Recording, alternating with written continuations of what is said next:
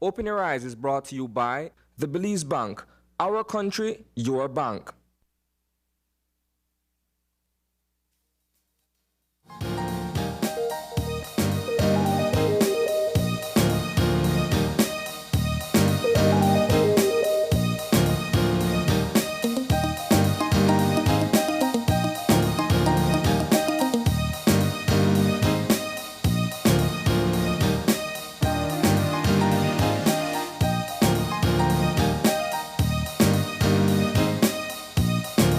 Good morning and welcome to Open Your Eyes. Start your morning right. I'm Sabrina Daly. And I am Isani Kayetano.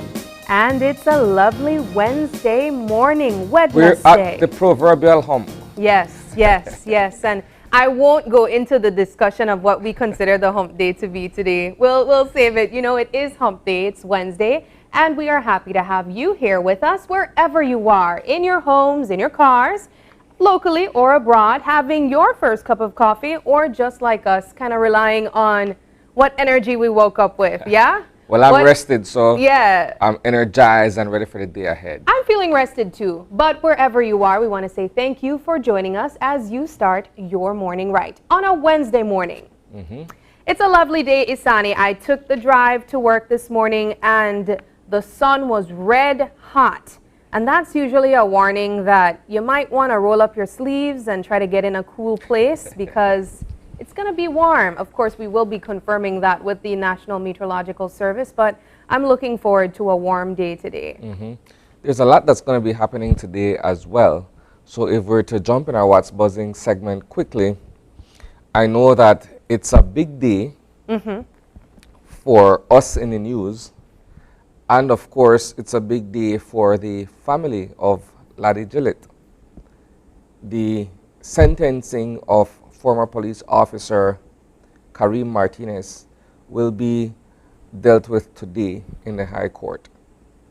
This culminates the entire ordeal that Laddie's family has had to deal with since his shooting death a few years ago down in Placencia. You would recall, Sabrina, that a decision was handed down fairly recently where Mr. Martinez was found guilty of the crime of manslaughter. All right, and so sentencing in that matter had been deferred to a later date. We now know that that date is today. We have our colleague, Dwayne Moody, who will be out there to give us a real-time update as to what that outcome will be for Mr. Martinez, who has been found culpable in the death of Laddie Gillett. Similarly, Sabrina, a lot has taken place in terms of the push for justice in Laddie's case. And I believe that, and I hope, I sincerely do hope, that this has some bearing going forward in terms of how the police department engages with the public. Yeah. I'm saying that because we've had other instances, separate and apart from the ordeal that involved Laddie Gillett. We had the one in Orange Walk and the other one in Corozal, right? And so this, however, has garnered the nation's attention in terms of the subsequent Laddie Gillett Foundation that has been established in the wake of this tragic incident. We're also looking at, as I mentioned, a push towards, justice for other persons who have been wronged in the process of law enforcement engagement. Yeah, I mean, you definitely said it right, Isani. But what I particularly really want to touch on is how the public came together for this particular story with Laddie Gillett. As you mentioned, the Laddie Gillett Foundation really brought together persons that weren't even family members of Laddie. I remember when they had sort of like a press conference about a month ago, where just persons that were interested in having justice in the justice system, you know, served. They appeared. And I think it really speaks to how powerful this story is. Laddie was such a young boy. He was a little boy. Yeah. And just in the way that he died as well, I think was the fact that really touched on the hearts of many people because of the way it was carried out.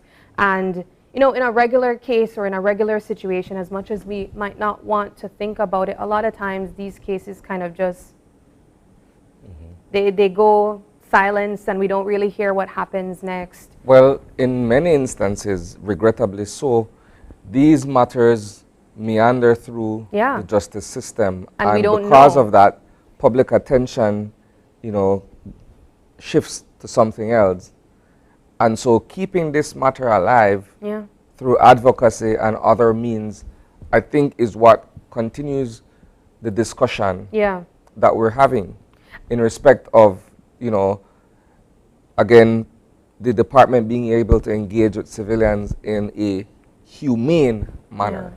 And I mean, I also think that it's important that you mention that this victory for Laddie Gillett also impacts other situations where the police department would have been involved in injustices, as you mentioned, the case in Orange Walk in Corozal. So it's important for us to recognize that this victory for Laddie Gillett is a victory for many other persons. You know, and I just have to go back to the movement that was the Laddie Gillett Foundation. It was so inspiring to see how his community came together and just people that heard his story, that were impacted by his story. And I really think that it goes to show the power of number, of people coming together. You can have your voices be heard when you unite in that way. I think it helps to bring closure to the family. It's been quite a journey from the moment they realized what transpired in Placencia that fateful night to the decision of the court and now to sentencing. Closure comes in many forms. While this may be a step towards that, it's also for the family to accept that, you know, this incident has changed their lives forever. The parents, the grandmother, people who are fairly close to Laddie, his friends, and so on and so forth, they're grieving his loss, but to have this now as something to say, well, we saw it all the way through, you know, at least helps in them getting over or living with the reality of Laddie's tragic death. No, completely, Asani. And I mean, as you mentioned, this is only one part of the grieving process. I mean, the hurt from Laddie not being here, it will still be there. But having the justice that they fought for is what I believe will help them to, as you mentioned, live with the reality and to cope a little bit better. Because it's a lot harder to grieve when you've lost a loved one through injustice and it just kind of dwindles. No one, you don't know what happens. No one is held accountable for it. So definitely I believe that this helps with the grieving process, and my heart still goes out to the family and the loved ones of Laddie Gillett. And yeah, I can't imagine what that must have felt like to have lost a child in that way, you know. At 14 years old. At 14 years old, in the manner that it was done as well. But I'm hoping that today's sentencing is one of the final steps in getting that closure that everyone wanted and to continue in the healing process. Yeah. All right, so I think that's the main thing that we're looking forward to today, and I'm certain that it is going to be buzzing in terms of, you know, what the sentencing actually is. Yeah. All right. Well, we're going to move into some positive outlook this morning, and of course that's with our Eye Opener. Our Eye Opener is taken from dailyom.com, and it goes like this. A powerful healing tool can be allowing yourself to be witnessed by your friends, sharing your pain to a listening audience. When we allow ourselves to be witnessed by another, we cannot help but be transformed by the experience. To be witnessed is to let ourselves be seen as we truly are in that moment. Our friends and loved ones can easily be witnesses for us, if only we are brave enough to let them. If you let them experience you being witnessed, you may feel their gratitude, attention, warmth, and support, while noticing the sense of safety you feel as they surround you. If you feel inspired, share your innermost thoughts about the day and your life. You may feel surprised at the feelings of peace and validation that arise within you when you feel safe enough to go deep into your soul and share yourself with those you trust. Anyone who has ever seen love, admiration, acceptance, or appreciation reflected in a friend or loved one's eyes knows how transformative that experience can be. When you bare yourself to another, you are giving them the gift of you and showing them that they also matter. In letting yourself be witnessed, you are letting others into your intimate space, stepping into the sacred container they have created for you, and creating a cauldron of positive affirmation, support, love, and goodwill that will stay with you forever. Wow. What is interesting about the eye opener, where it discusses, opening up for others to witness you. A lot of us, because of experiences that we may have as we journey through life, we build walls and barriers around us, right? To safeguard our feelings and to preserve our way of seeing things. We call it our guard. So that when we allow people to enter into our intimate space, we're letting down our guard. It's easier said than done, especially in a situation where you've been hurt before or you've had not too good or great experiences dealing with people or situations. And so naturally you build up that force field, so to speak. And when you are in a relationship that is fresh and new, you're required to lower the guards a little bit, as you kind of take incremental steps to getting to know each other and what have you. When you're dealing with parenthood, your guards are down all the way. And I can draw from my own personal experiences when I say that, because when it comes to my children, for instance, I can be stern on one hand, but I'm the softest on the other. And trying to find that balance means lowering my guard all the way down to be able to understand, to be able to empathize, and to be able to teach, right? When you're in a professional space, it's somewhat different, or it's considerably different, because while yes, you're there to interact with your colleagues, there may be certain things you don't want them to know about you, or you wouldn't allow them to get that close. Even if they're there to help you, you're still kind of standoffish because, look, this is my space, and you're entering my little, cocoon that I've wound and spun for myself. And so to the eye opener, I'm thinking, while it is an interesting one, ultimately it depends and boils down to you, the individual, how comfortable you are with allowing people to witness you in that manner. I love the perspective that you touched on when it comes to the different ways that you would drop your guard, in relationships, in fatherhood in your case, which is, I've never seen you that soft as you would describe. So I just think it would be, something totally different to experience you in that light. But reading this eye-opener made me think of this Asian saying, and I can't tell you where exactly it came from, but it goes something like, they believe that we wear 3 different faces. Okay. The one that we give the general world, the one that we give our family, and the one that we have when no one else is watching. The one that we give ourselves. The one that we give ourselves. Yeah. And this really made me think about that because of the fact that, it's us being vulnerable in different phases, how we show our vulnerability to the world might be a little bit different because we feel like we need to guard ourselves. Of course, we might soften ourselves a little bit with our family and friends because we trust them a little bit more. And of course, the version of ourselves when no one else is watching is the most authentic. But ultimately, I mean, there is power in vulnerability, and I'd love to touch on this so much more, but I don't have the time. We do have the weather on the line, so we're going to switch things over to the weather report. And of course, we have the National Meteorological Service with us on the line, and we have forecaster Cristel Rosales. Good morning, forecaster Rosales. Hi, good morning. All right, so what can we expect in today's forecast?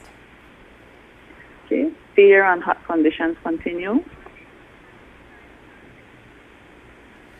The 24-hour forecast? Okay, sunny with a few cloudy spells today and then partly cloudy tonight. Showers will be isolated, along with isolated thunderstorms developing over inland areas this afternoon or over the north tonight. Any advisories, watches, or warnings?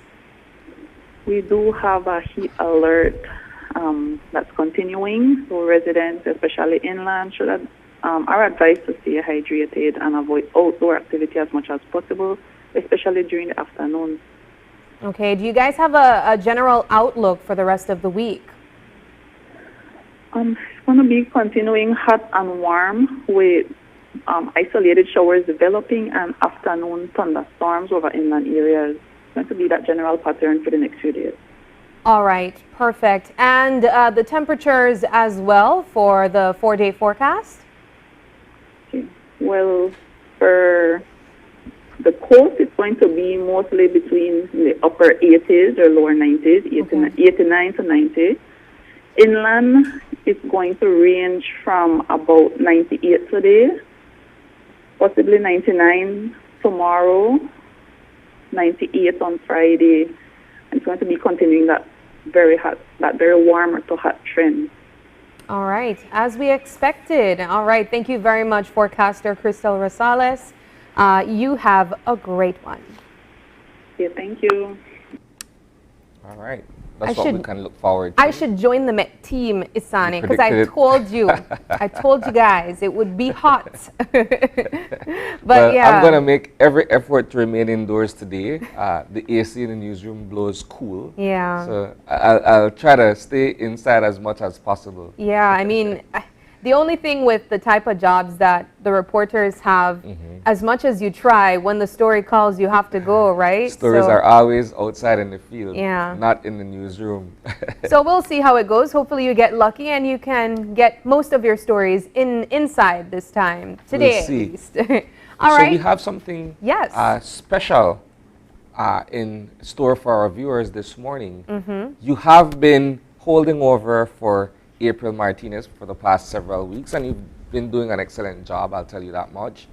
But we have April joining us virtually this morning. Yes. To kind of chit-chat with us about her journey over at Harvard, how that is going. So we have her on the line with us this morning. Good morning, April. Good morning. Good morning, April. Now, girl, let me tell you, right? I have seen comments on our Open Your Eyes Facebook page where people are like, where is April? I'm sorry, guys. I'm not April. I'm trying to do my best over here. I can never. No, you're doing amazing. You are doing an amazing job, both of you. I watch every now and again when I get the opportunity. So I know you guys are doing great. Yeah, well, I mean, a lot of people don't know what exactly has you missing. So could you let us know a little bit about your adventure of your life right now? Well, for my colleagues that know, and of course you guys know that I am an archaeologist by training. And so I kind of had the opportunity. I've been doing archaeology in Belize for a really long time. And I had the wonderful opportunity to get on a research project with some colleagues of mine here at Harvard. And the truth of the matter is that we were working on a proposal to for one of our archaeological projects in the Belize Valley, for quite some time. And, once you apply for those grants, you get denied and rejected for a while. And then we recently received funding from the National Science Foundation to follow through with this project. And it is basically creating a dynasty, a lineage with the classical Maya groups within the Belize River Valley. And I was lucky to be part of that team. What I'm doing here at Harvard is basically looking at some of the skeletal remains that were excavated in the 1950s and just basically trying to make sure that we have the correct persons that we are trying to extract DNA from, and to ensure that we have all of our subjects and our specimens ready. So that's what I've been doing for the past couple of weeks, and I worked with the osteology program here at Harvard, as well as the Mesoamerican laboratory at the Peabody Museum. So that's kind of what I've been up to for the past few days. And so how has that been going for you in terms of the experience altogether? I'll tell you what, I haven't been able to properly digest the fact that I had this opportunity, even though I'm here doing the work. And it really shows me that we would be so keen to want to have people do bioarchaeology in Belize, because so much of what we have at home is here. And I didn't even know that, like, the Lobanton ball court markers are here at the museum, and that the Harvard actually hosts a variety of collections that are from Belize, including some human remains. So it shows the importance that we should get more of our Belizeans included in these projects, and that is one of the reasons why I'm here. One of my colleagues, postdoc Dr. John Walden and Dr. Christina Warner, they wanted to create that community engagement. And because I do have a background in osteology, I was able to be on this project.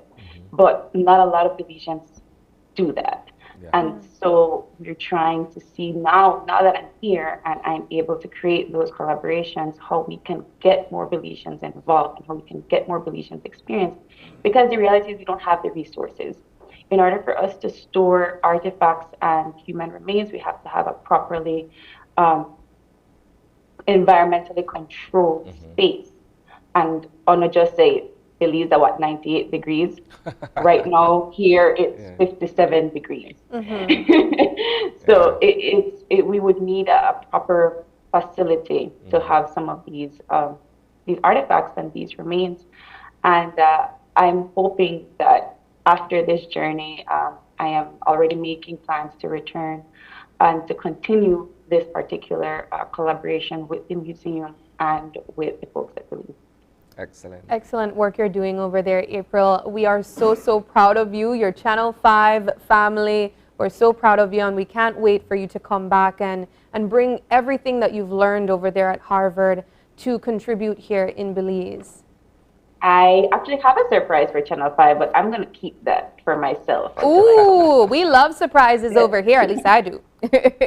But, I mean, I know that you won't be giving us the exact date, but you can reassure the viewers that you will be back in your home chair very soon. I will be back, and I will be willing to share my home chair. Sabrina, you've been doing a great job. I think that you are fitting right comfortably in that space. What do you think? You know what, April, I've almost converted to a coffee drinker, so I mean, we'll see how it goes. I am so proud. All right, well, thank you so much for joining us this morning, and I hope you have an amazing rest of your day. Thank you guys so much. It is almost 9 a.m. here, so I am a couple of hours ahead, so I will continue watching, and thank you so much for having me. I miss you, and I will be back very soon. Oh, we miss you too. Yes. All right. Well, stop. Bye. All right. All right. The nostalgia. No, we love April, and we're looking forward to having her back. Of course, as she told you, the viewers, she will be back in the chair, and we'll see what the future has in store for April. That's amazing to get an opportunity like that to work with, you know, other professionals in her area of work at Harvard University.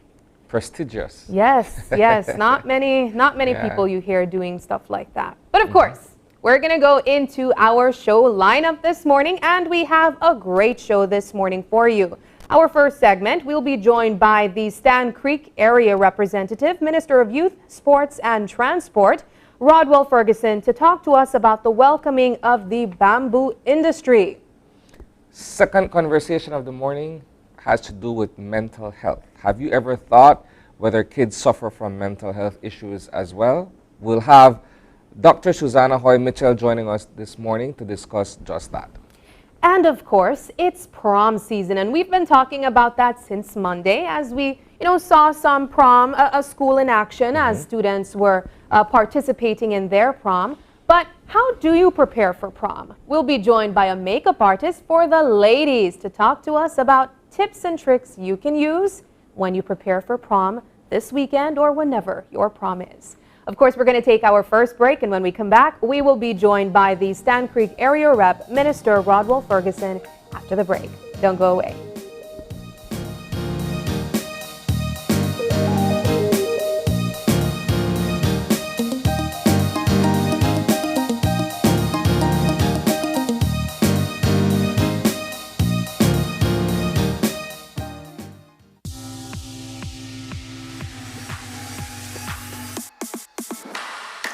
Sign up for Smart Share Plan and save big.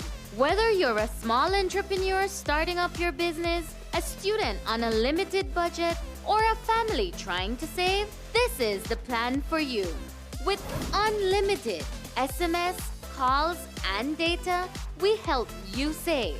Get up to 5 lines for as low as $30 per line monthly, only with Smart. Sign up today at any Smart showroom or sales manager countrywide. So get your business going, share more memories with friends, and be ready for the day with Smart. Moms, you rule the galaxy, and we know that keeping your family close is the most important thing to you. With Samsung, our phones keep you connected with your loved ones no matter where you are at any time. Capture every moment with our state-of-the-art camera technology on our S-series phones such as the Galaxy S20 FE, S23, S23 Plus, and S23 Ultra. Make Mother's Day a day she'll never forget. Make memories that last a lifetime when you gift her the Galaxy A-series phone starting as low as $309. Celebrate Mother's Day with Samsung, because moms rule the galaxy. Hola usuario de eCash, la aplicación eCash está disponible en español. Cambiar el idioma de tu aplicación de eCash de inglés a español es rápido y sencillo. Déjame mostrarte cómo se hace. Primero, abre tu aplicación eCash. Introduce tu PIN. Toca el icono More en la parte inferior de tu pantalla. Selecciona Security. Selecciona Language y luego selecciona Spanish. Vuelve a introducir tu PIN y ya está. Tu aplicación de eCash está ahora en español y puedes seguir disfrutando de tu cartera digital eCash. La aplicación eCash de Belize Bank te hace la vida más fácil.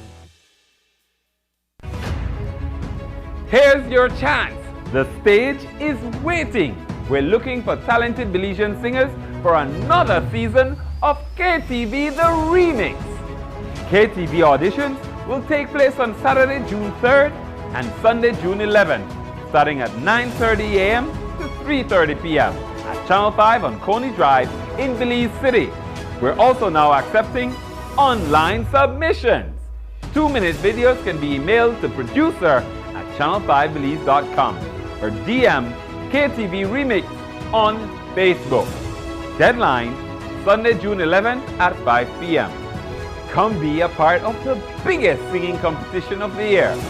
KTV The Remix, only on Channel 5. Are you looking for low-cost television advertising? Have we got a deal for you? Advertise on Channel 5's Daily Classifieds. Channel 5's Daily Classifieds is one of the most effective methods for introducing yourself and your business to the community. Use our Daily Classifieds to recruit employees, promote specials, promote your products or services, promote a business opportunity, increase traffic to your website, and advertise items you have for sale. Let us help you to save valuable time and money. Call us today at 280-0013 or visit us at our offices on Coney Drive to discuss how we can help your business grow affordably. Channel 5's Daily Classifieds. Advertise today.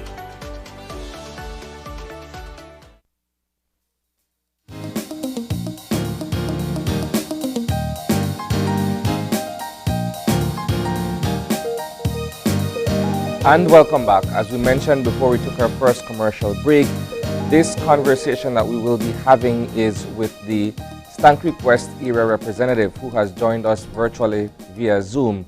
Good morning, Minister Ferguson. Good morning. Good morning, Isani, and who else is there? Sabrina. Sabrina Daly. Sabrina, good morning. Yes, happy to have you here with us, Minister. How's it No going? problem. I try to make myself accommodating. How's it going? How's it going? Well, so far, so good. I'm just recovering from a terrible flu, but I'm getting there. Okay, Oh, well, okay. we wish you a quick and speedy recovery. Yes. Yes, sir. All right, so we're here to talk primarily about the introduction of bamboo to southern Belize. What I want to do first of all is perhaps address what I consider to be the elephant in the room here. There are two sides to every story, as we know. So while you've gone on record and the Minister of Agriculture has also gone on record to discuss the sharp decline in the citrus industry, others, including the Dangriga area rep, has also come forward to say that not so fast, that there are still efforts in place to try to revive and resuscitate what others would consider to be a failing industry. Let's get your take on that first of all, and then we'll segue into discussing bamboo. Yes, Isani, I'm a product of the citrus industry. I started to work in the industry at an early age of 16, and I left when I entered politics in 2002. So I worked in the industry from 1978 until 2002. And I will retract my original statement because while I say that there's a decline in the citrus industry, which there is, because at one point in time, the industry peaked 8 million boxes. When you surpass the valley between Pomona and Alta Vista, you'll see an amount of trucks, tractors, trailers in both companies compound all the way on the highway. Yeah. I've not seen that over the last maybe 12 years. As a matter of fact, the last crop, when I pass the company, I might see 1 or 2 trucks in the compound. So I had to make that declaration to say that something is wrong with the industry. But based on Minister Zab's report, that he said the industry is rebuilding. So if it is rebuilding, it will take a stage to get back to its original standard. So I want to retract my original statement. Okay. Okay, fair enough. What do you believe? Because at this point, if the industry is rebuilding, they're still going to be perhaps experiencing shortcomings until they arrive at a point where they could say the industry is once again viable. What are you getting from farmers on the ground? You live in Pomona, that's the heart of the citrus belt. What are they telling you? Well, to be very frank and honest, the rebuilding that is taking place is maybe by the company and a few big farmers. So at this particular point in time, I can safely say that the small farmers are being eliminated. They have no interest to replant at this point in time. Maybe 5 years from today, when they see a transgression, then they might decide to replant back oranges. But the majority of farmers were small farmers that make up the citrus industry. So a combination of big farmers and the company, then we used to produce almost 8 million boxes at one point in time. Now, Minister Ferguson, we know that one of the comments from the area rep of Dangriga, Dr. Louis Zabane, was an added option of diversifying the citrus industry by adding other fruits as well. He spoke about soursop, pineapple. Do you see this as a possibility of of boosting the citrus industry? Well, that's a great possibility, and many farmers are diversifying as I speak into pineapple, coconut, soursop in particular, and so I will see an added feature in the near future, so we have many juices that we can offer. Ever since the industry offered only original grapefruit concentrate, in the early 70s, they used to have the sectionized grapefruit.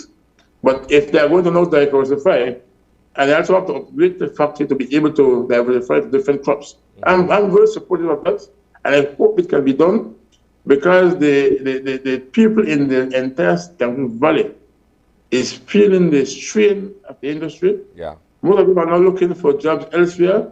While they may have their home in Pomona Valley or in Alta Vista, they go to look for jobs in Silvergrass, maybe as far as Placencia or in Independence. All right, so let's now segue into discussing the introduction of bamboo to the South. I did an interview last week where we were discussing the idea of bamboo as a crop, if I could use it as such, that will be allowed to create jobs, it will be sustainable and environmentally friendly. Let's talk about that for a second, Minister Ferguson. I'm not quite cognizant of the bamboo introduction. But the Prime Minister, I think, made the introduction. And so whatever is necessary to revive back the Stanton Valley, I will support 100%. And there are many, many acres of land that has not been utilized now because the citrus industry has declined significantly. So anybody who wants to come with any new idea, as a representative for the area, I will support it 100% because we need to create employment for our people.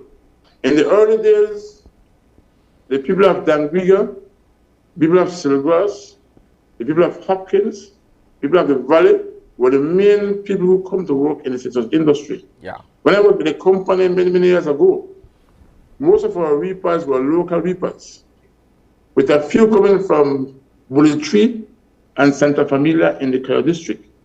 Now our employees for the citrus industry are mainly foreign laborers because nobody locally wants to harvest citrus again. So again, the company will have to take into serious thought and serious consideration how we are going to import the labor to be able to harvest the citrus and any other crops in this area. Now, Minister, when we think of industries, we think of the money that it makes, the exportation process or the importation, whatever involves logistic-wise in terms of making the machinery work. When we think about, though, the creation of new industries, is that something that we are economically prepared for? Well, to be very frank with you, Sabrina, the coconut industry started maybe 5 years ago. And when you pass through this district, you are now seeing coconut trees ready to harvest because it's a 5-year for production. Yeah. And likewise, orange is 5 years. So you have to wait 5 years until the trees mature to be able to harvest. But with the injection of the pineapple, which is maybe a 9-month crop, so after you invest 9 months, you can see a harvest. So while you can wait at the orange, pineapple and other sharp crops are not bringing in some kind of income for you to be able to sustain yourself and to survive. Yeah. But it's going to take a while, but I believe that those at the helm is very cognizant that it can be done. So I really believe that it can be done likewise. I look at the economic landscape of Stann Creek. Stann Creek has bananas, it has citrus. It's venturing into coconuts, and other products. Do you believe that enough is being done by various stakeholders, including government, to ensure that Stann Creek District remains economically viable and it doesn't fall into depression? Well, a very good point, Isani. And I think the citrus farmers over the years have been complaining that they don't get the same privilege as maybe the sugar farmers in the north. I think it's time now the government look at the citrus industry, the entire Stann Creek District, and figure out what is the best way forward. How can there be a subsidy to assist maybe fertilizer or something of that regard? But the time has come for us to rely on government for us to sustain ourselves and be able to expand and increase. Fortunately for Stann Creek, we have a very viable tourism industry. So many of our young people now have ventured into tourism in the Hopkins area and likewise the Placentia area. But they are still going because there's not enough employment for all the people in Stann Creek District. And many people from across the country are also moving to Stann Creek. Because our young people prefer the tourism over agriculture, it's unfortunate. That's very true. They do prefer tourism over agriculture. So enter migrant laborers, because while the young people are venturing off into tourism and other industries, you have all of these families that are invested in agriculture in the Stann Creek District. Again, you have the banana industry, you have the citrus industry, and so on and so forth. As the area representative for Stann Creek West, what are your thoughts on the fact that we're now employing outside labor to do some of the jobs that ought to have gone to Belizeans once we had that interest to participate in the industry? Well, let me tell you something. My dad moved to Stann Creek Valley in the 1950s. He came all the way from Mastral Village. And he came to meet oranges. And he started a family and was able to sustain his family, and he decided to venture into other business. But I don't believe at this juncture that you will get Belizean to come back to reap oranges. It will be a very difficult process for them. And so we have to look for the labor otherwise. And unfortunately, labor have to come from Central America. So every time there is a crop to begin, then the growers have to go to government and ask for permission to bring X amount of labor from across the border. That created a hiccup fairly recently, correct? Because if I look at the release that was recently issued by the CGA, they're attributing part of the problem to the fact that they had this hurdle to cross where migrant laborers and permits were involved. Yeah, I don't know what has been derived between the Ministry of Immigration and the growers, but several times the ministers say that for you to come into our country, you must come in legal. And in the past, the people from Central America used to come in on a Schedule I or something of the sort and say pass the border. But the U.S. government considers to be human trafficking. And so they want to make sure that everything is documented by the Ministry of Immigration to make sure everything is being done right. So, Minister, you've expressed the government's open mind to other industries, to diversifying the citrus industry as well. But we still have to go back to the fact that the citrus industry is not at the strongest point. What is the steps going forward to heal what is taking place over at the citrus industry? Well, I got an email from the CGA, I think yesterday or the day before, and they are saying that over the last year or two, they have planted back, I think, 4,000 plus acres of citrus. And they believe that they are going back eventually to its original state. At one point, there was 60,000 acres of land cultivated in citrus. They are saying now that it has been declined to 20,000 acres. That's 40,000 acres less. As a matter of fact, in my estimation, the crop that just completed, I'm quite sure it's less than 1 million boxes. So I get you to ask yourself the question, is the processor operating on a loss or a profit? Because it's a very expensive venture to process these orange into concentrate.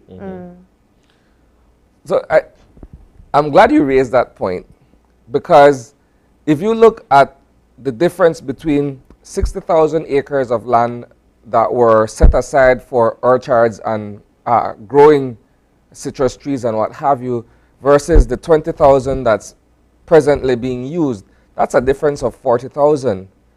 Yes, sir. And we're not even looking at certain challenges that they're faced with. We look at HLB, which continues to be an issue in the citrus industry. Is government doing anything at this point? And I'm going back to this question because I think it's pertinent. Is government doing anything at this point to see how they can address the issue of citrus greening? We look at places like Costa Rica, for instance, where their government came in and they were able to assist farmers and growers in terms of dealing with this particular plague. Well, if you can recall, over the last 6 to 8 months, government made $15 million available to the DFC for citrus farmers. But they are reluctant to take up the loan because they are fearful that if the industry does not rebound, then they have a commitment to DFC of $15 million. So it's a very difficult situation, and the farmers are trying to contemplate what to do next. But I don't see many small farmers planting up oranges. As a matter of fact, H.C. Bowman was one of the biggest citrus farmers in the valley for over 100 years.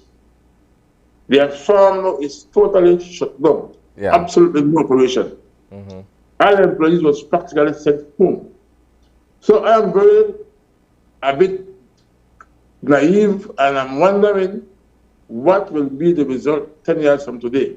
I'm very hopeful, as what Minister Zabane says and the Citrus Growers Association, that the industry is now rebounding. So let's hope that next year or 5 years from today, we can say we have reached 3 million boxes and we are going. When I look at that release and I read what was shared by CGA, it seemed to me to be discussing futures, so to speak, not necessarily what is taking place. And if I look at what is taking place, it is safe to say that things remain, on the decline. If you're looking at what will happen 5 years from now, it's almost as if we're saying, while the grass to grow, the horse to starve, in a manner of speaking.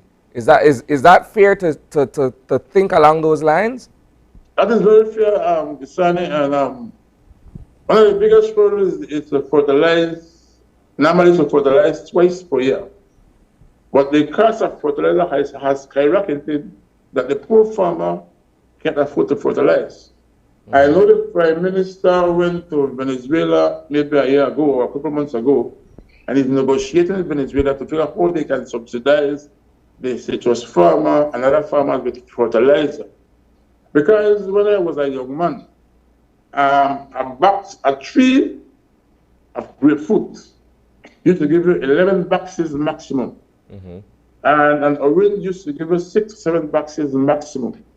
Right now, even at this present stage, you cannot find 1 bag or 2 bags of oranges on a tree. So by itself, the production has dropped dramatically from production based on the performance of the tree. What are your constituents telling you, Minister? Stann Creek West is a huge electoral district, right? You have perhaps the most people who vote there, and some of those people are equally invested in citrus. What are they telling you? Well, yes, they are very dismayed.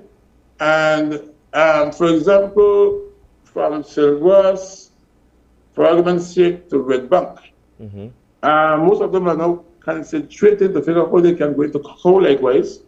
And then the entire Stann Valley is in limbo because they either go coconut, or they go pineapple, or they get soursop. But again, it requires money, it requires investment. So most farmers right now are laid back and figure out what would be the best way forward.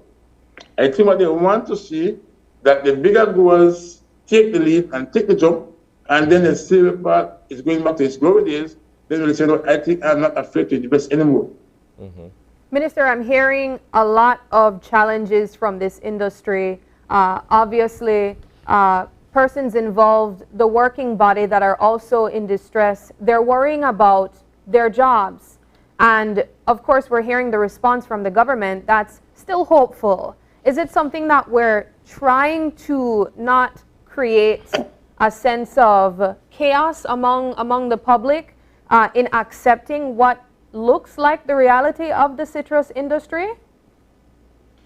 Yeah, it is a very sad situation, Sabrina, and I hope that we can see a complete change and a complete turnaround. But it will require foreign direct investment. Because even as it is right now, maybe the banks are reluctant to even want to lend funds because the industry is in chaos. And so we are hopeful that we can see a rebound.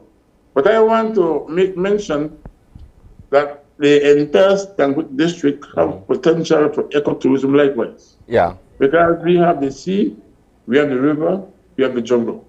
So I think it is time for us to figure out how we can divert the entire Stankoot Valley into tourism while we see industry rebound. So the idea is to expand while we try to fix the citrus industry. Yes, and together, once we expand and then other people can work together, then we have a vibrant Stankoot West once again. I want to get your thoughts on diversification because it has become a buzzword being used across many industries. And as you've mentioned, the expanse of Stankoot West covers the coast, it covers the Midlands, and it expands all the way further than that. These people are looking at viable options to remain employed. So we're looking at bamboo, we're looking at citrus still being there as an option, we're looking at coconuts and so forth. What are your thoughts, perhaps from an economic point of view, for branching out into other areas of work and to produce other crops? Well, I will have to launch an appeal like Isani, and again, and to foreign direct investors to figure out what will be the quickest and fastest option. And in Belize, where we may have people that have a few dollars, then they are contemplating and figuring out where, if I invest my money now, will I see a result in 5 years? Yeah. Because normally the citrus industry, the investment is for 5 years before you start to see a return. Yeah. And so then you will have to go to DFC or an institution, and then for 5 years, you only to pay the interest and not pay the principal, but at the end of the day, you will have to make sure that you meet your commitments and obligation. I said, fortunately, and thank goodness, that the tourism industry in Hopkins and Placencia is doing extremely well. Again, the number your own industry. So now, by the end of May, there's a decline in tourist arrival. Yeah. But I think the Minister of Tourism is hoping that he can make it be a continuous thing, because we have tourists arriving in the country almost all year round. That by itself will be a major, major plus. As a government minister, what are your thoughts on the current investment climate? Because you talk about foreign direct investment, but is government facilitating or making things easy for an outsider to say, okay, I'll come to Belize and I'll invest $100 million and get an industry going or get a business going?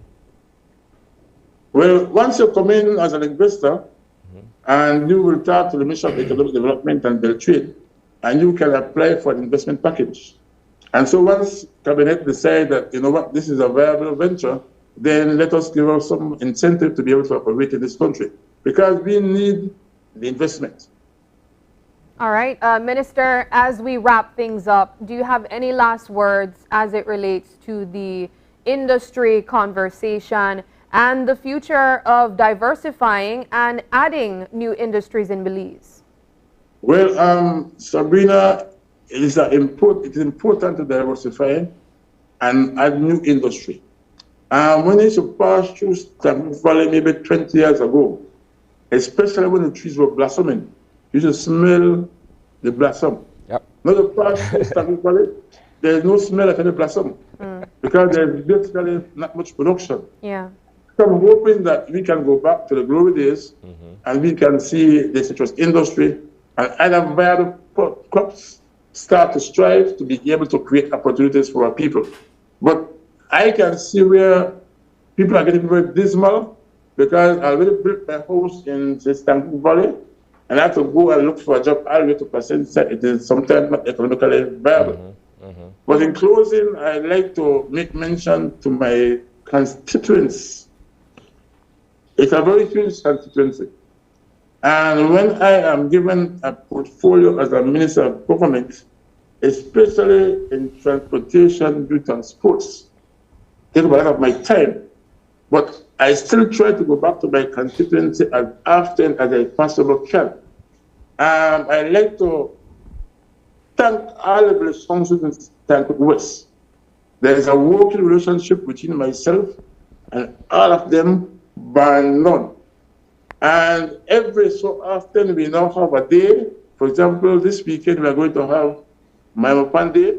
I mean, an integral part of making it happen. Next week we are going to have Pomona Day. And then we have Hopkins Day, we have St. Mike Day, we have Silvergrass Day, we have Independence Day. So it's humongous. It's a tremendous amount of work, but together we are going to make it happen. All right. All right, well, thank you so much, Minister Rodwell Ferguson. We absolutely appreciated this conversation, and we look forward to following any updates as it relates to industry conversation. Okay, thanks. It was a pleasure. Yes, all right. All right, we're going to take a second break, and when we come back, we will be joined by Dr. Susanna Hoy Mitchell to talk about mental health. Does it affect kids?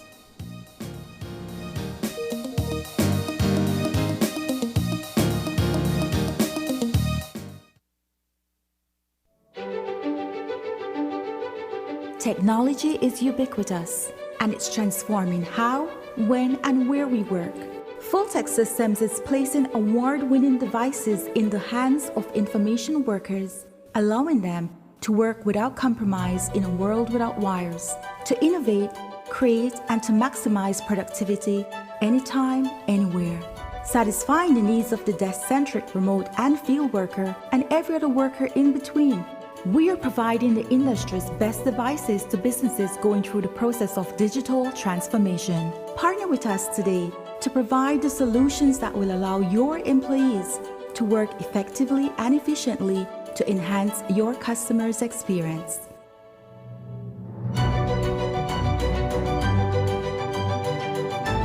Fulltech Systems, your technology center, where you'll come for the price but stay for the service.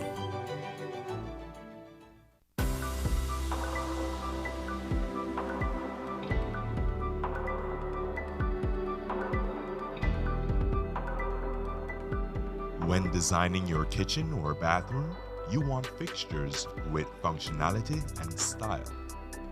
Showcase your decor with these kitchen and bath fixtures, keeping in mind that the finish is the start of your design.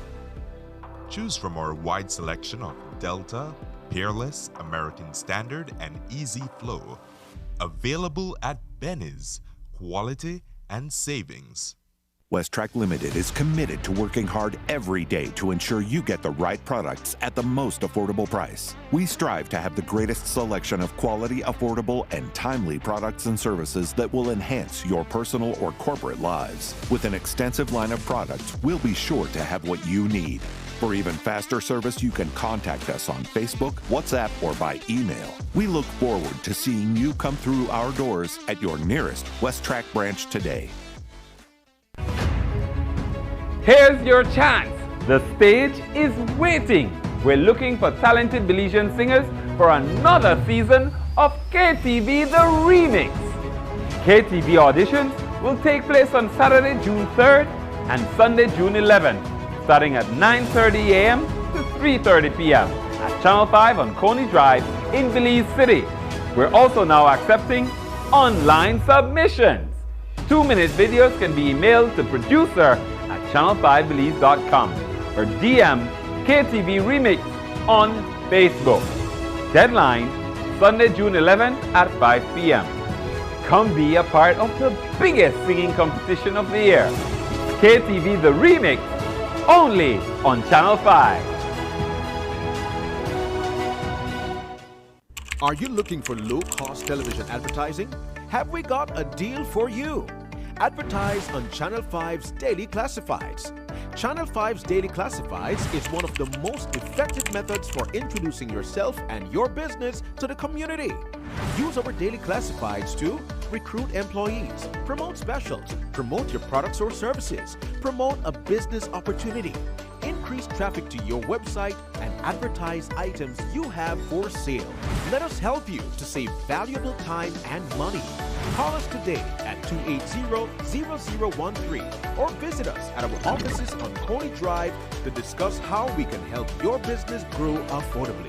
Channel 5's Daily Classifieds. Advertise today.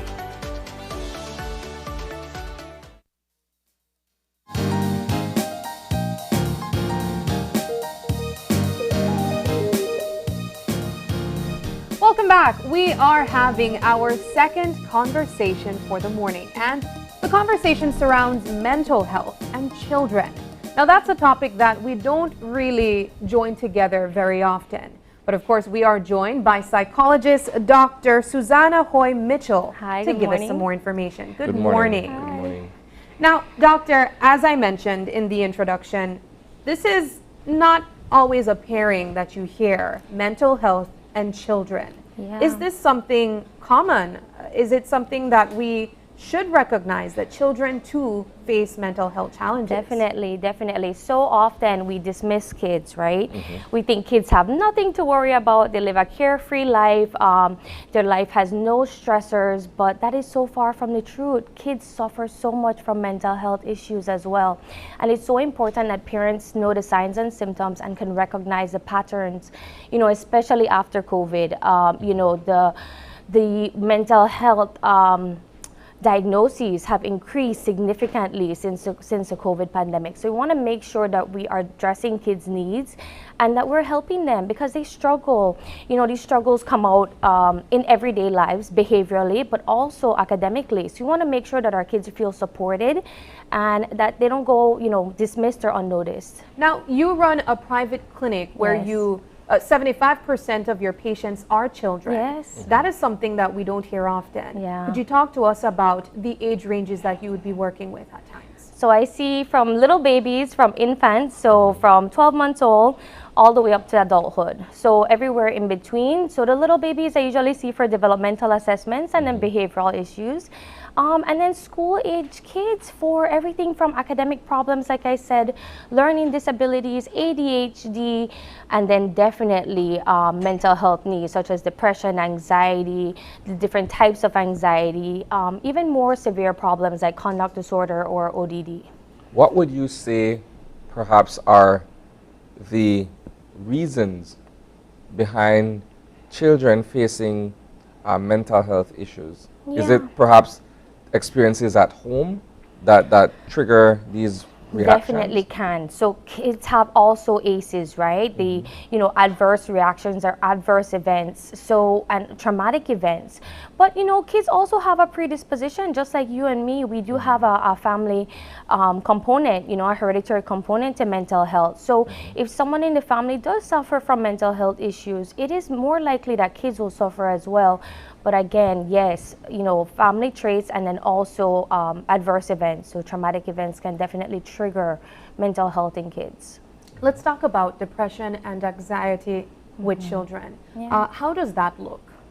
So, you know, that, you know, we're seeing it's increasing so much. So we want to look out, and this is not just for teenagers, because we do see it a lot in teenagers, but we're seeing it as young as, you know, 5-year-olds, 6-year-olds, and we would think, no, they're just little babies, right? They're fine. But we want to look out for their behaviors, because that's really how they show that they're depressed or anxious, okay? So this would look like kids that are withdrawing, kids that are isolating a lot, kids that used to like to do different things with peers, used to like to socialize, but are now really withdrawn.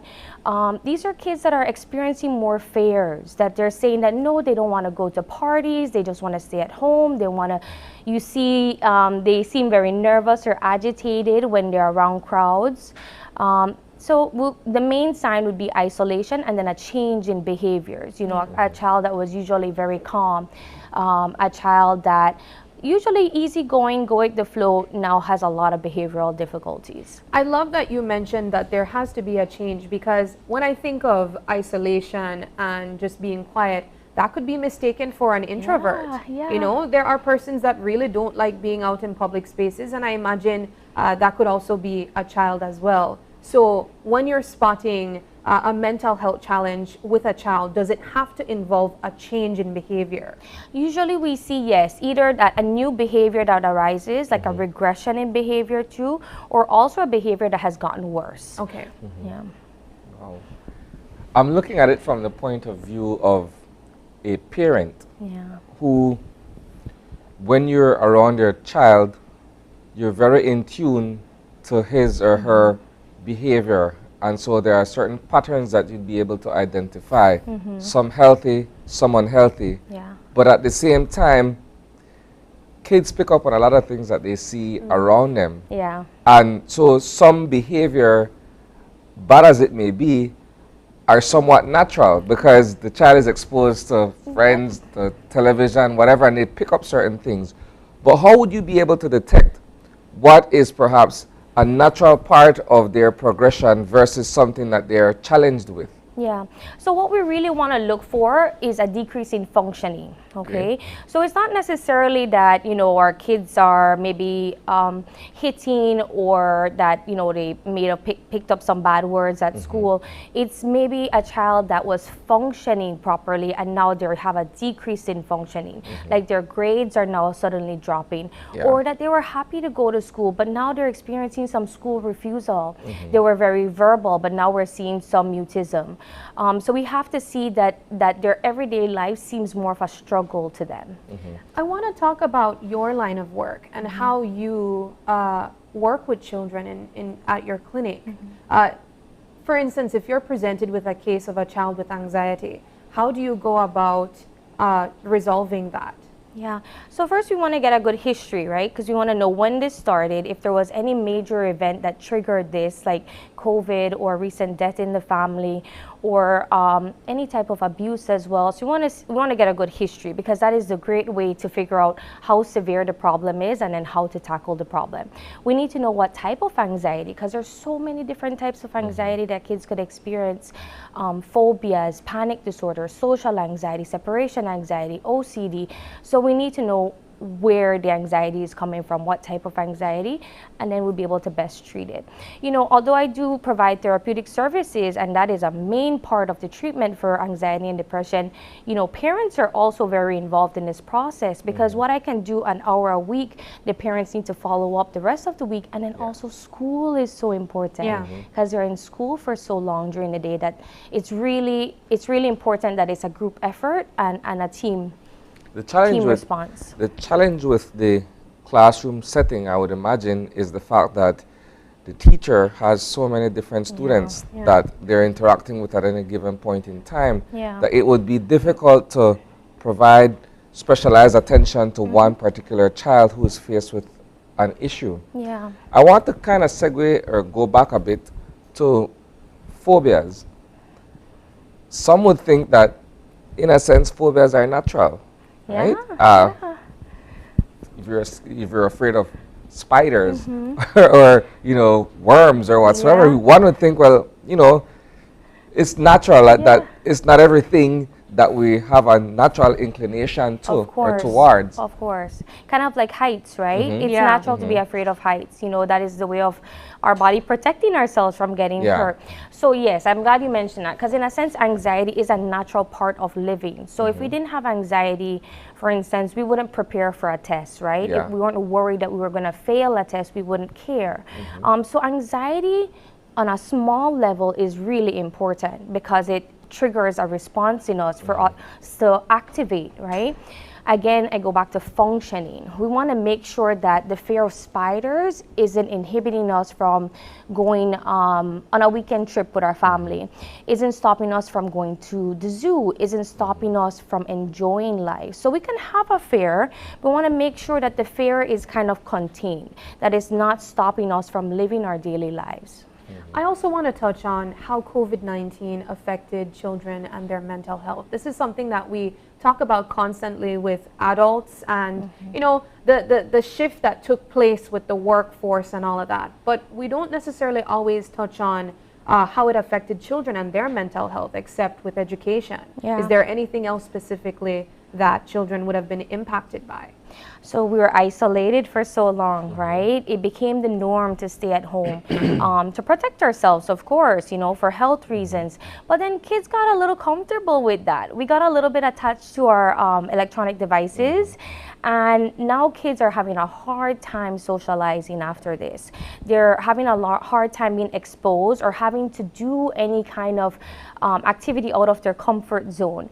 And so I think that it's really kind of created a new norm for kids, where before we used to see kids socialize a lot, go out with friends, want to be out, and now their preference has changed. You know, for some kids that's fine, that you know, if it's on a small scale, but for other kids now, it has created a fear of going out. The germs, right? I'm seeing a lot more of OCD and a phobia towards germs, which was appropriate during COVID because we wanted to teach them to wash their hands, put on hand sanitizer, but now it's becoming very excessive, where kids are afraid to touch anything or shake someone's hand because of the fear of getting germs on their hands. So it's affected them in so many different ways, and definitely academically as well, but just really the social aspect of COVID affected them. When I think about mental health and children, I think this is a conversation that we are now recently starting to have. The conversation of mental health in general, we could touch on the generational divide when it comes to older generations, not really, I guess, recognizing what was taking place. Maybe they were experiencing the same challenges that we were, but they did not have terms to define what it was. But when we think of children and mental health, a lot of times the parenting aspect associated with it is, one, your child has nothing to be stressed about. You don't pay a bill. You have no type of responsibility. And then in other cases, we think, okay, maybe this is just a phase. They will grow out of it, especially when we're looking at childhood to teenage years, or as Isani mentioned, perhaps you're assuming that they are simply interacting with a different type of crowd, so that might be stimulating this new behavior. How can you tell, and not only how can you tell when it's a time to seek professional help, but how do you know how to parent something like that, a situation where your child is behaving differently? Can I interject? Sure. Before you provide a response, just to share from a parent's point of view, right? So while you've mentioned that, well, you don't have a bill, you don't have a care in the world, they do not have a bill, but they do have a care in the world. Yeah, but that's what they concern. say. Yeah, but That's you'd what be parents surprised how much kids concern themselves with academic performance, right? That is the reason why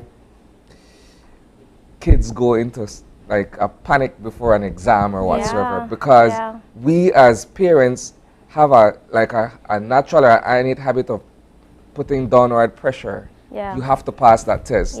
You have to come in first. You have to do this, that, or the other as it relates to school. So while they may not be washing dishes or paying rent or whatsoever, that pressure in and of itself for some kids can be overwhelming. And it pushes them in a different direction. I think it has to be a balance between what your reasonable expectations are versus what the child's capacity is in terms of being able to deal with that situation. That's so true. You know, all kids have different learning preferences, learning needs. And so it's so easy for us to just say, you know, you have to get all A's. But we want to make sure that this child can produce A's, right? And it's okay to be a B and C student. And so we definitely need, as parents, to relieve some of that pressure. We need to meet our kids where they are functioning and realize that, you know, getting A's is not the only standard, right? Them to be healthy, to be psychologically healthy, to be happy. All these things are so important, that they're thriving socially and not to only focus on grades. Another stressor that we don't even know we put onto kids is our own financial stressor or our own household stressors. Any kind of dispute between parents or between families, like I said, financial stressors, any type of disturbance in the home can also put stress on the child as well. You know, I love that you mentioned that because, I mean, as Isani mentioned, from a parent's perspective, that is how you view, I guess, stresses on children. But I'm speaking generally. There are a lot of parents that feel like a child shouldn't have these type of mental challenges because they're not experiencing the type of stresses that we are experiencing as adults. I have heard and seen parents say, "What are you to cry about? You have nothing to cry about," or "Why are you upset? You know, you don't pay a bill. You're not an adult yet." These are things that children hear. And unfortunately, I believe that that's one of the reasons why they suppress their emotions, because they feel that they're not allowed to have these feelings, because these feelings are only associated with being an adult. And that's why I ask, how can you advise a parent to understand that these emotions are universal, and for a child not understanding what these emotions mean, even as adults we don't, why it's important to allow them a safe space to communicate, or for us to at least be open-minded and know when it's time to take them to a professional. Yes. So, you know, what I wanted to add too is that although, you know, things might seem very minor to us, you're fighting with your friend, or someone laughed at you at school, or someone teased you, this might seem, just brush it off, you know, very minor to adults. For kids, this is such a big deal. Yes, we have to remember that their emotional capacity is so much lower than ours. How they're just developing, their brain is just understanding the world. So what we can handle as adults is very different than what they can handle. They're very limited, and we have to remember their emotional development as well. And so even though they have, let's say, great friends, they're doing well in school, there's no major stressors in the home, we don't know of any problems, and we still see a child suffering.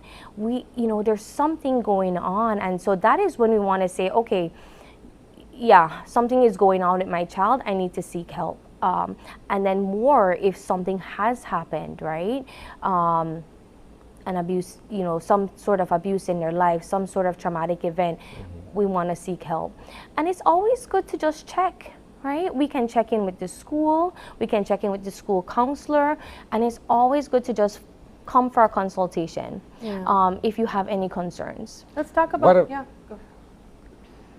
Okay, here's a tricky question, because I'm toying with it in my mind, but I want to know, based on your experience, if you've seen a difference, perhaps a gender difference in how the kids deal with stress. Are there more boys that seems to be stressed over one particular thing in their life versus young girls and what have you?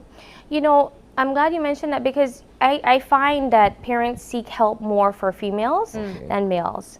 And this could be, a gender bias that we think boys can handle more, or definitely that boys show different symptoms, right? They might show more anger, and that might even be promoted, right? For boys to be stronger. And so I think boys do hide their symptoms a lot better and then experience them in different ways than girls. Girls might be crying more, right? And maybe the boys aren't allowed to cry as much. And so I think it's easier to see in young girls than it is in males. But that's not to say that, I do have a lot of referrals for boys as well, but I think that they have more behavioral challenges than females do. All right. Well, how can the public get in touch with you if they would like to bring their child over? So my website is BelizePsychologicalCenter.com, and I work with just calling and WhatsApp as well. My phone number is 615-6119.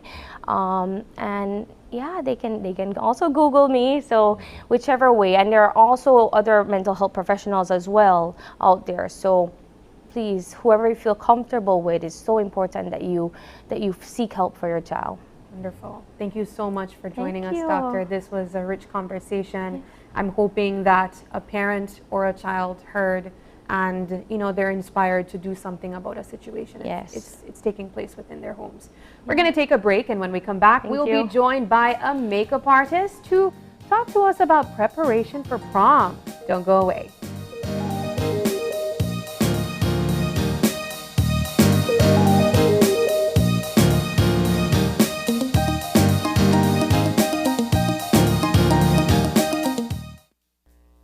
Hello, friends. I'm Dr. Bob Roberts with another 60-second sermon from God's Word.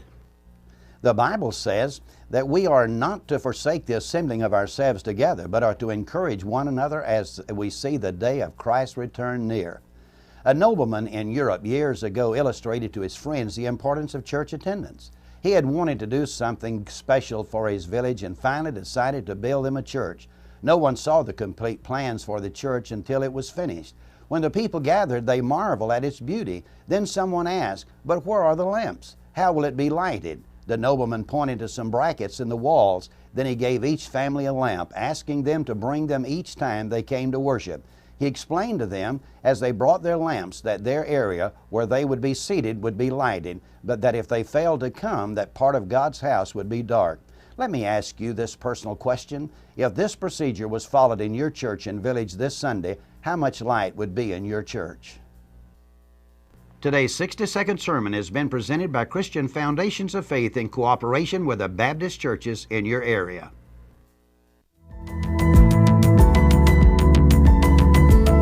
Smart introduces Real Unlimited Postpaid Plans, providing customers with unlimited talk, unlimited text, and unlimited data. Now that's a real great deal. With Smart Plus, Share 1 and 2, and Enterprise 1 and 2 plans, you can talk as much as you want, text as much as you want, and for the first time ever in Belize, you can enjoy unlimited data with your postpaid plan. So come in and sign up for an unlimited postpaid plan and enjoy limitless possibilities. In addition, other plans such as the Flex Junior, Choice, and Select have been boosted with a lot more talk, text, and data, providing you with the best value for your budget. Be unlimited with Smart. It's time to power your dollar with Smart. Hello eCash user, the eCash app is now available in Spanish. Changing the language in your eCash app from English to Spanish is quick and easy. Let me walk you through the steps. First, open your eCash app. Enter your PIN. Tap the More icon at the bottom of your screen. Choose Security. Select Language. Tap on Spanish. Then re-enter your PIN. And that's it! Your eCash app is now in Spanish, and you can continue to enjoy your eCash digital wallet. Belize Bank's eCash app makes life easier. Welcome to Design Depot, home of GE Appliances. Welcome. GE Appliances are designed, manufactured, and tested for real life with long-lasting performance, which makes it a trusted brand amongst builders and homeowners. Design Depot has a wide range of GE appliances such as washers, dryers, refrigerators, ranges, microwaves, and much more. Manage your daily chores more efficiently with GE Appliances. Good things for life. Available at Design Depot, all in one place. Here's your chance. The stage is waiting. We're looking for talented Belizean singers for another season of KTV The Remix. KTV auditions will take place on Saturday, June 3rd and Sunday, June 11th, starting at 9:30 a.m. to 3:30 p.m. at Channel 5 on Coney Drive in Belize City. We're also now accepting online submissions. 2-minute videos can be emailed to producer@channel5belize.com or DM KTV Remix on Facebook. Deadline, Sunday, June 11th at 5 p.m. Come be a part of the biggest singing competition of the year. KTV The Remix, only on Channel 5. Are you looking for low-cost television advertising? Have we got a deal for you? Advertise on Channel 5's Daily Classifieds. Channel 5's Daily Classifieds is one of the most effective methods for introducing yourself and your business to the community. Use our Daily Classifieds to recruit employees, promote specials, promote your products or services, promote a business opportunity, increase traffic to your website, and advertise items you have for sale.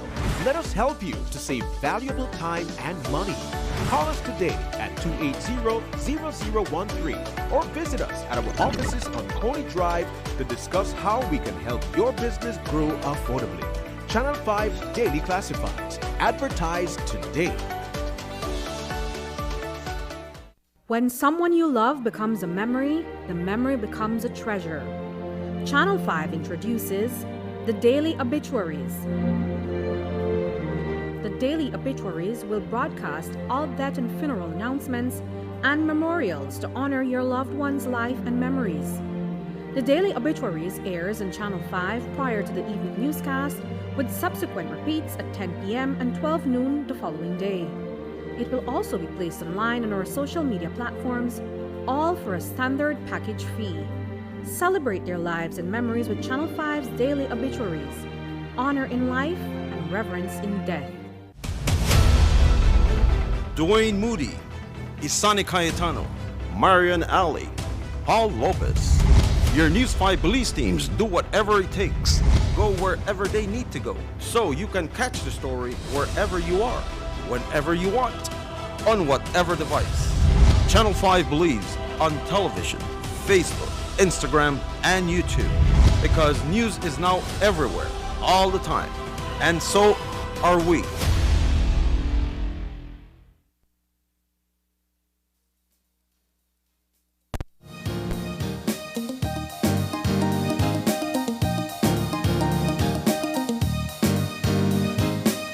Welcome back. We are here for our final segment, and the conversation is makeup. How do you prepare for prom makeup-wise? Now, I know that it really varies on the person and the style, the personality you have, but we have a professional here with us, a professional makeup artist, Eileen Sosa, who's going to give us some tips and tricks on how to prepare for makeup or everyday use of makeup. Hi, So good morning. Hi, good morning, guys. Thanks So for we having know me. that it's prom season, Yes. right? And a lot of young girls are getting ready to go through this experience because prom is quite a thing for a lot of young people, more so the girls who dress up and all of that stuff, right? What are you seeing so far in terms of young ladies either seeking your services or young ladies trying to find out, you know, what kind of makeup to use and what matches their dress and that sort of stuff? Well, usually they ask me before time, they send me a picture of the dress and I recommend them, because we do hair as well, and we recommend their hairstyle and the makeup that matches the dress. Or if they don't know, they come at the day and they show me like pictures, or I just come up with it on the day. But I usually go depending on the dress and so on, and then I just, in my head, come up with it. So it requires a lot of creativity on your Yes. part as well. Yes, Yeah. yes, it does. Well, Eileen, let's take things back a little bit. You are a professional makeup artist. How long have you been doing this? I've been doing makeup on others for about 7 years. Since I was in high school, I used to do it after hours and on the weekends. But on myself, I've been doing makeup for 10 years since I think standard 6. Oh, wow. Yes, yes. From Are very you young. are you self-taught? Yes, I'm self-taught. Oh, wow. That's Yes. amazing. Well, the basic things I learned from my mom, but obviously the rest of stuff, everyone feels different. I learned it myself and practice, and I also used to go on YouTube and, practice little by little. What got you into it? My mom, like I said, I used to always see her do her makeup, do her hair, and then she used to do it on me, so I just got used to it, and it grew on me. Where are you based? I'm based in Orange Rock Town. Yes. All right, so let's talk makeup for prom. We know that whenever we think of prom, we think of the glitz and glamour, a lot of sparkles, bright colors, depending on, of course, the outfit and the personality. But I am here as your model this morning, and guys, I'm gonna say this is my first time getting my makeup done professionally. I have to wear makeup every single day because of my job, obviously. But this is my first time being touched by the hands of a professional. So, you get to choose whatever you want to do. This is your time to shine and show your best work, and we're going to talk through it. So usually we obviously start with a bare face, but however she has foundation on, a little bit of everything, contour and what's not. So I'm just gonna work with what we have.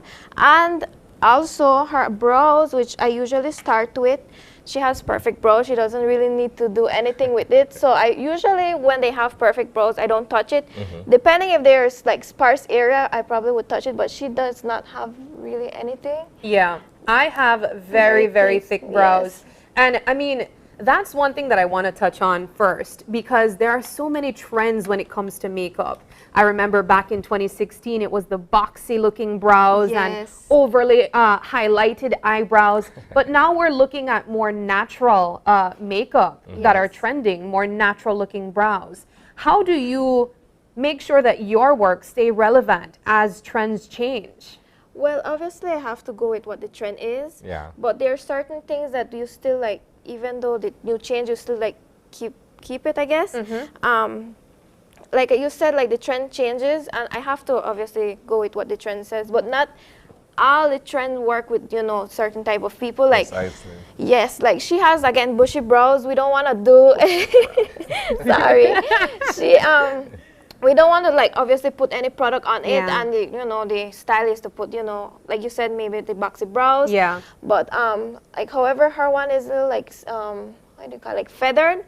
We don't want to put anything on it, and others, yes, depending on the trend again, but again. Yeah, and I think that's something really important to highlight. And you can continue, I'll just talk while you're working. But while trends come into play, we have to recognize the shape of our faces and the natural features that we have to see if it would work best with that trend, correct? Yes. For instance, you highlighted the fact that I have bushy brows.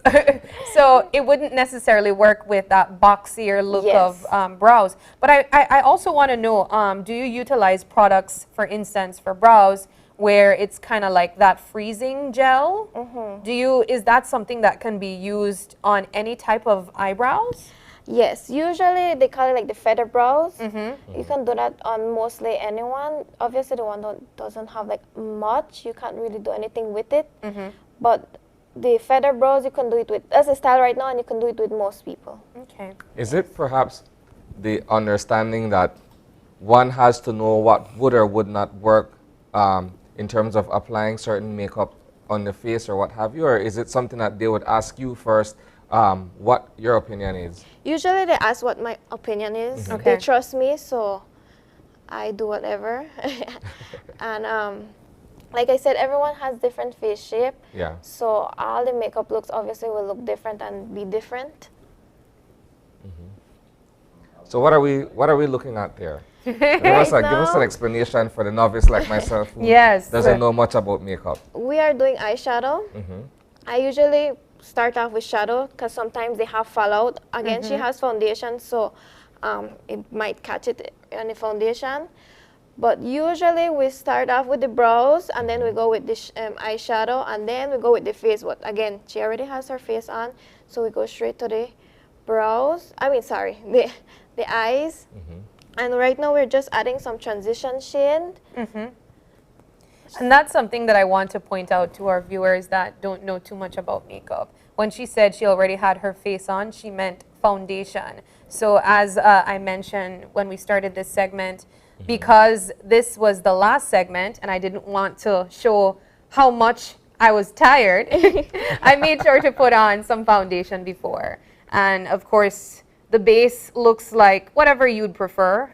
For me, that's of course the primer. That's very important to have a very smooth application of your foundation.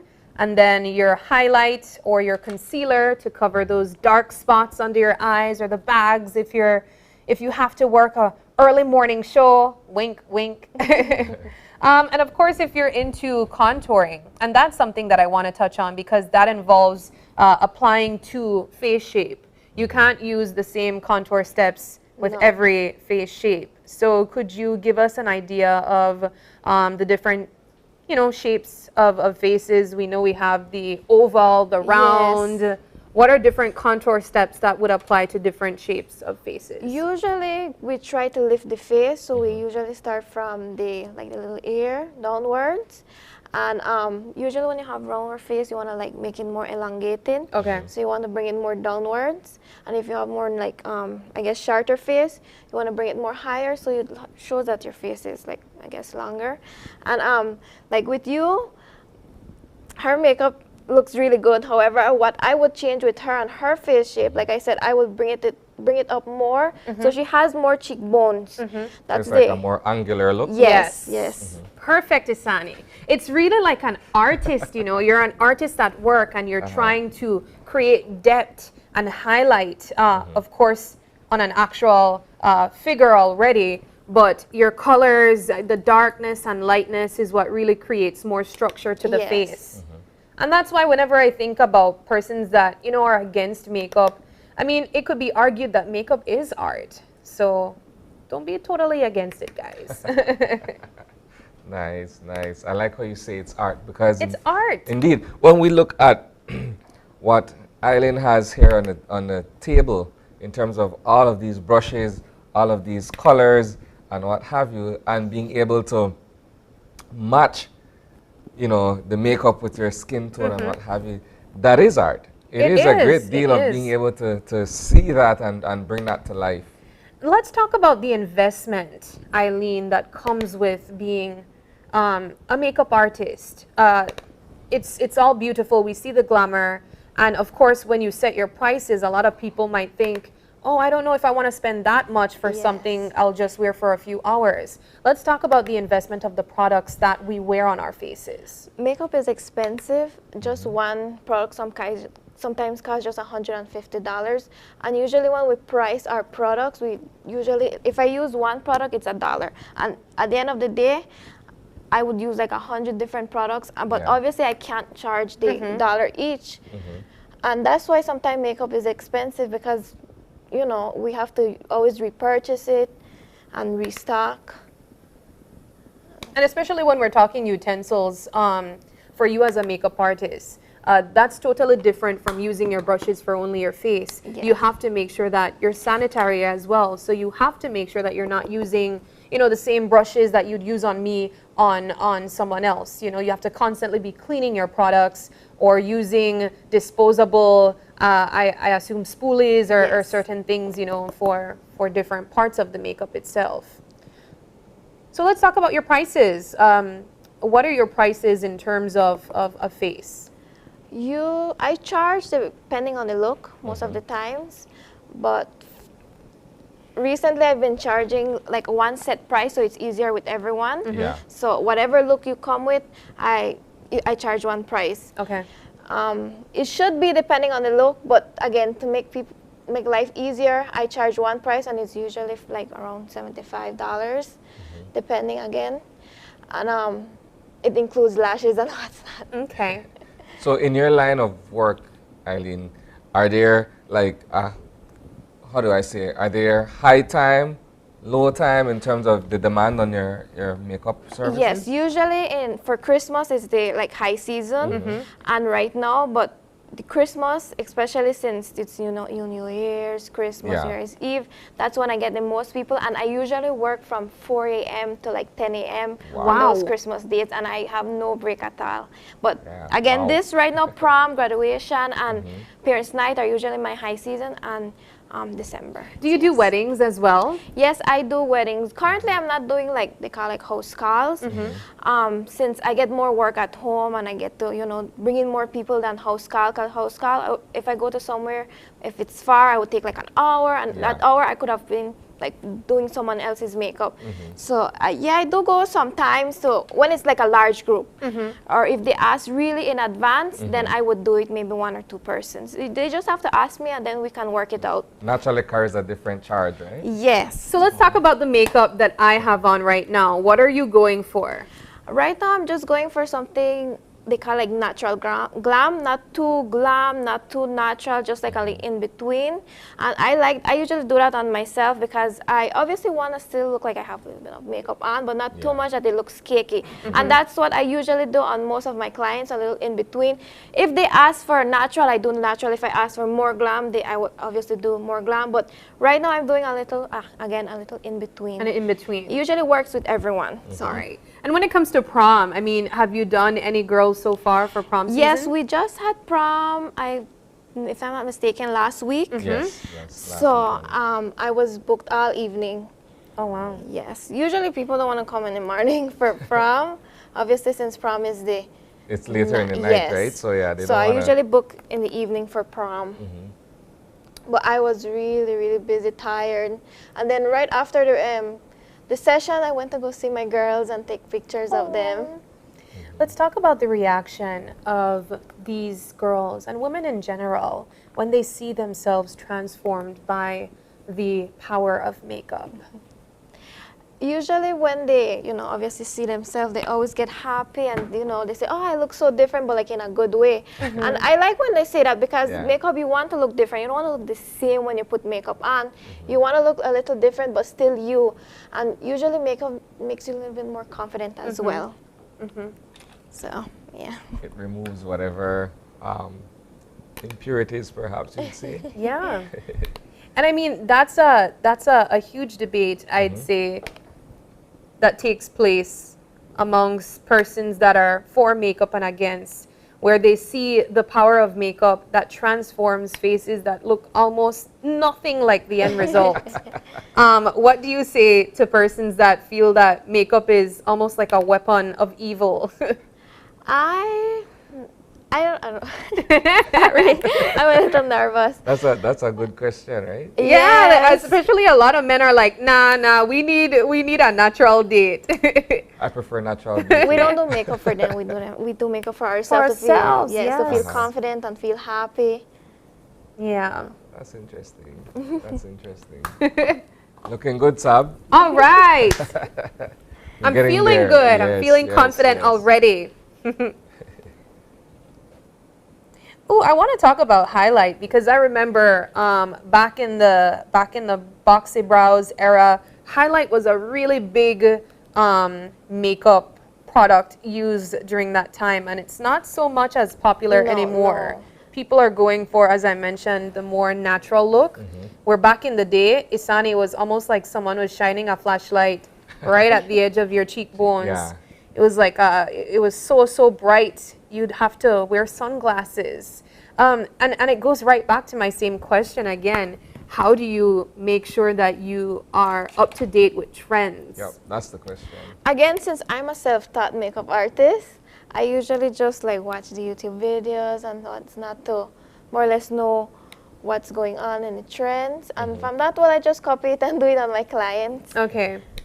And now that we're continuing the eyeshadow process, one thing that's important to highlight is the shape of eyes. There are persons that have hooded eyes, and there are persons that have perfect eyelids for cut creases and what have you. Can you talk about eye shapes and why it's important to know, the different eye shapes that look better with eyeshadow styles? Sometimes my clients would bring some makeup looks that won't fit their eye shape, and I would usually tell them like, look, that doesn't really go with your, your eye shape, and I could do it somewhat similar. I would like tweak it and just make it look like they fit their, eye shape. And it's good to know what eye shape you have, so that when if you want to learn makeup, you can Google it. Like you said, like the hooded eyes. Usually we try to just Google, hooded eyes makeup. So, so it looks good on you. All right. I'm learning. I'm fairly quiet at the moment, but I'm taking it all in. This is the first time Isani is quiet in a segment. I'll tell you guys, when we saw the lineup this morning, Isani immediately confessed, Sab, you got it. Now, I know. I mean, this is a conversation that's, not always had with among men, of course. But as a father, Isani, you have a daughter. how are you preparing for the conversation of makeup? You said that your daughter is natural, but I will argue with you and say she'll get there. Yeah, which is fine, right? But I keep saying that moment is reserved for her and her mother, right? If there's any input from my end, I will assist in terms of paying for certain things. But have I'll Eileen admit right as here. my ignorance where makeup comes, you know, I don't have it like that. I don't really know much that kind of way. So this is all new to me.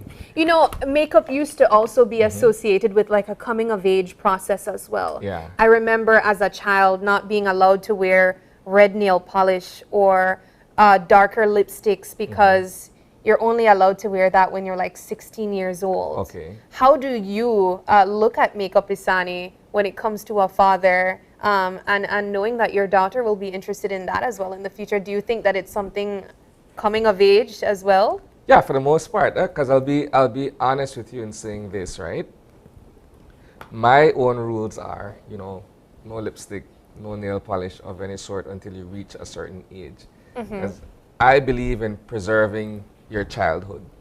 So if we're talking about, you know, makeup being a coming of age experience for young girls, then there's a time and a place, right? So, for instance, when you get to 4th form and you're getting ready for prom, naturally, you know, 100% for it if that's what you want to do.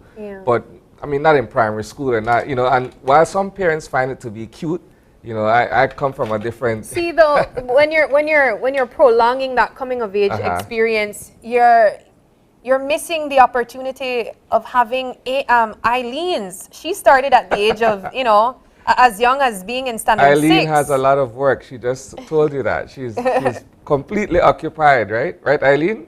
I'm in the zone. You're in the zone. All right. Okay. All right. But yeah, there's enough for her to do. I'm saying, look, kids go through these transition phases, right? And when they get to that point, we should allow them to. Before that, then we have to be able to safeguard certain things. Yeah.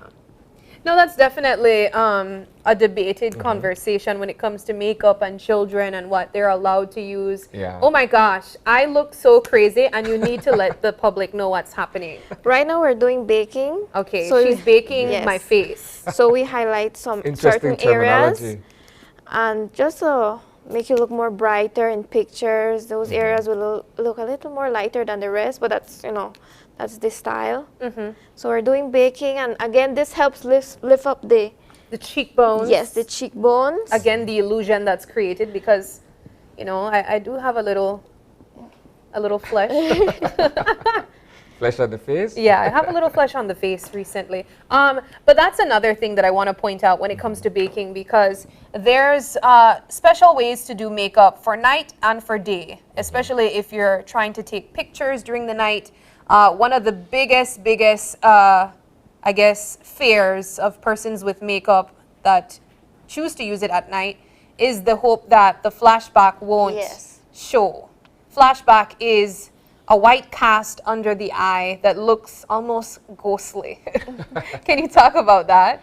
Usually, if you buy a product, your face powder, I usually tell my clients to do a test before you go out.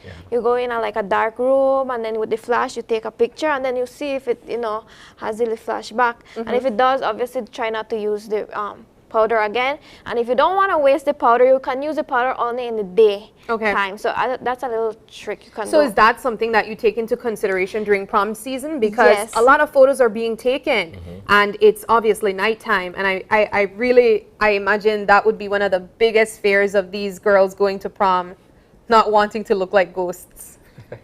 Yeah, usually I know what products obviously work well, and I know that this powder that I use don't have flashback, so I know that won't be a problem for my girls. Yeah. And just for the benefit of the viewers, because I know what baking is, but why is it that you have the product on my face for a while? Again, it's baking, so you want to have it there for a while, so it bakes, and so it shows more in the end. Like okay, so the baking process, I mean, I understand everything you're saying because I'm also involved with makeup every day, but baking is the makeup terminology of leaving this loose powder on your face, and it supposedly sets the makeup. Yes. And I mean, that's the best way I could describe it. Well, I'm seeing the effect of it. Yeah, so, yeah. it's literally baking. Leaving it for a while. Mm-hmm. And you can see now that it has like a little line. Yeah. Yeah. Yeah. So that is what It emphasizes your jawline, your cheekbone, sorry. Mm-hmm. So you're getting it, Isani. Lana, eating. All right. Well, how long does it take you to do a full face? I take an hour and a half. Okay. That's a long time. Yes, it's a long time, but I like to take my time and make sure the makeup comes out good. And if in case I do a mistake, I have time to, you know, fix it. Yeah. So I usually tell my clients that I take a while. So usually come before the set time, just in case. But I like to take my, you can look up please.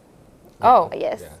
I usually take my time. I don't like to rush. Usually that's when like something, like a mishap, you know. If we're saying that it's art, you have to take your time in Yes. terms of getting things correct, right?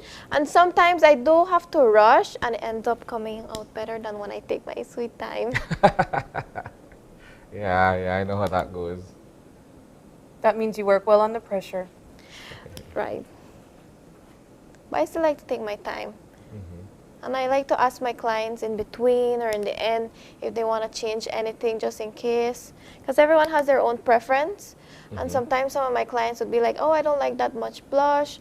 Or they tell me before the appointment, like, I don't want as much blush. Or I don't want a lot of contour. Things like that. Yeah. Nice. So, explain to me what you're doing there at the moment. Right now, I'm just putting some eyeshadow under the eye.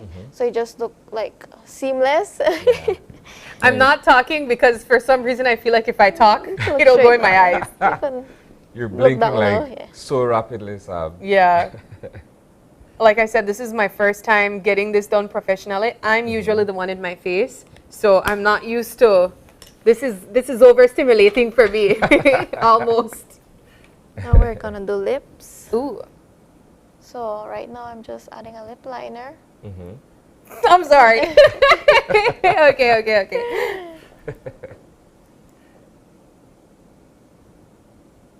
Take some getting used to, Sab. You're used to Stop applying talking, it yourself. I'm talking because you're supposed to be quiet so she does her job. But yeah, I gather it takes some getting used to, considering the fact that it's something that you've done for yourself for the most part, right? And so having a professional be able to apply the makeup on you, I think for you is quite a new experience as well. Yeah, totally. Some of my clients also fall asleep since it's so relaxing as well. Oh my goodness, yeah. I could not. Therapeutic almost, right? All right. So how do you go about finding what lipstick or what makeup around the lips works for someone?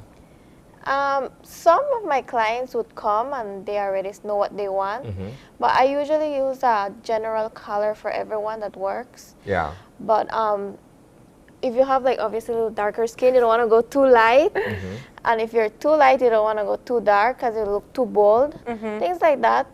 Yeah. And sometimes when you put it on, it's different. So that's all kind of. This is so. Vianney, please I'm a better observer than being put on the spot like this. Well, it looks good, I'll tell you that much. She's doing an excellent job. All right, so as we wrap up now, is there any last words that you have encouraging persons to get your makeup done professionally for a special event, for prom season, or just for a special occasion? Why it makes a difference having it done professionally? Obviously, it will look a little better than when you do it at home because we know what we're doing. We know the different lightings, what work best under, dark lighting, on, bright lights. So that's why it's good to go with someone because they know how it looks better, out there. Yeah. So, yeah. All right. Well, how can we get in touch with you? You can find me on any of my social media. They are Makeup by Eileen Sosa, AYLINSOSA, or just Eileen Sosa on all social media, even YouTube, Snap, everything Eileen Sosa. All So, right, yes. perfect. Well, thank you so much, Thank and we you look so forward much to for having seeing me. all the wonderful work you'll be continuing to do for the rest of prom season. And you guys will be able to see the finished look after the break, so don't go away.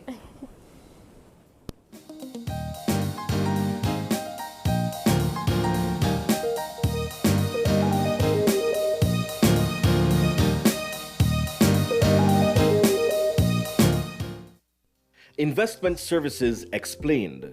In September 1999, SSB's Mortgage and Investment Unit was created. The unit later became the Investment Department in 2005 and officially Investment Services in October 2007. So, what is the Investment Services role? How does Investment Services help to support Social Security and you? And why is Investment Services important to Belize? Investment Services' function is to make prudent investments in the form of commercial loans, shares, and real estate development. The interest income generated from these investments ensures the fund is sustainable to pay current and future Social Security benefits to its insured persons. The investment income is used to support the working population and pay pensions such as retirement and invalidity.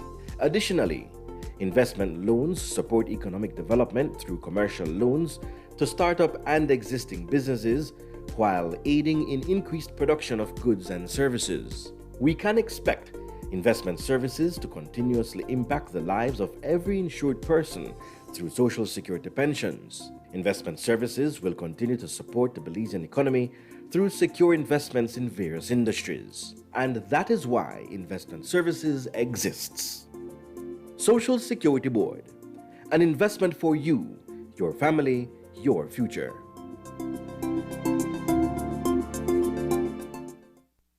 Your life just got a lot less complicated with Belize Bank Contactless MasterCard Debit Card. Introducing our Standard Debit and MasterCard Platinum Debit Cards. Now you can make purchases anywhere MasterCard is accepted with one tap, pay and go. Your contactless card never has to leave your hands, especially in these times. And your card is embedded with multiple layers of security. Platinum card holders get to enjoy extra benefits like price protection, purchase protection, trip inconvenience, and luggage protection, just to name a few. Start enjoying a cashless lifestyle today with the Belize Bank.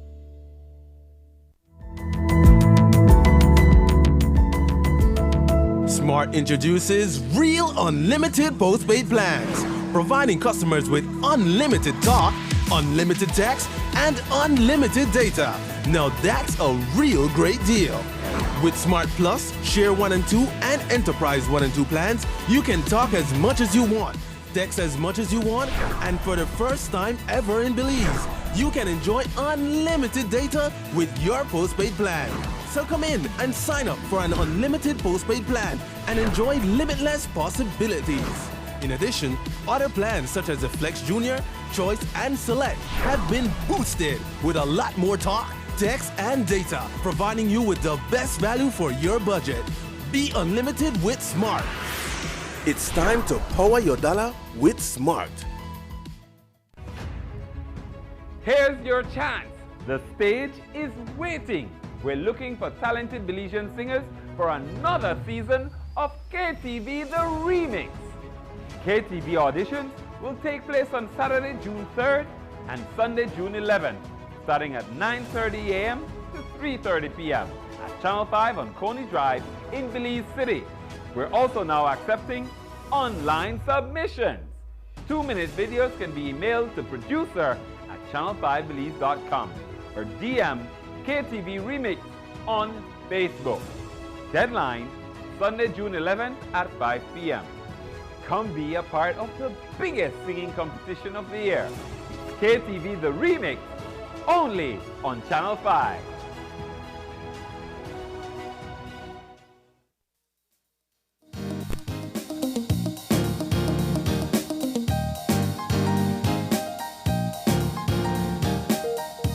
And we are back, wrapping things up after a fun-filled day on a Wednesday.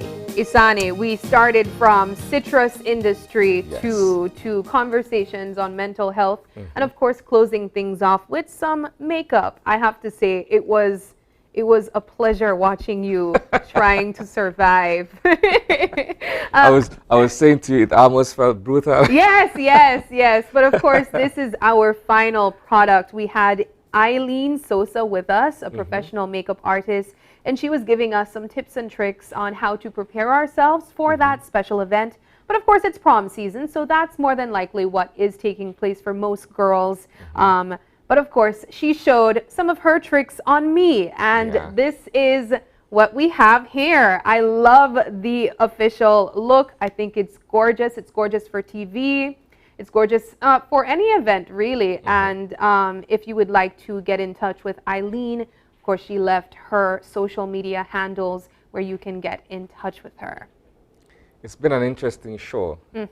As you mentioned earlier, you know, the conversation about the state of the citrus industry, then going to mental health with kids, and then transitioning to makeup. Quite a diverse lineup of conversations we had this morning. The best kinds. But of course, we want to thank you guys so much for joining us this morning. We don't have any birthday shout outs today, but if you are celebrating a birthday today, happy birthday to you. And if you would like to give a birthday shout out, or if you have any questions or concerns, you can send us an email at oye@channel5belize.com. But tune in again tomorrow on our Facebook page and as well as our Instagram at OpenYourEyesBZ and Instagram, and on our Instagram account at OYEBelize. Thank you guys again so much for joining us. Until you open your eyes tomorrow, to start your morning right. Keep your eyes, your mind, and your hearts open. Have a great one, Belize.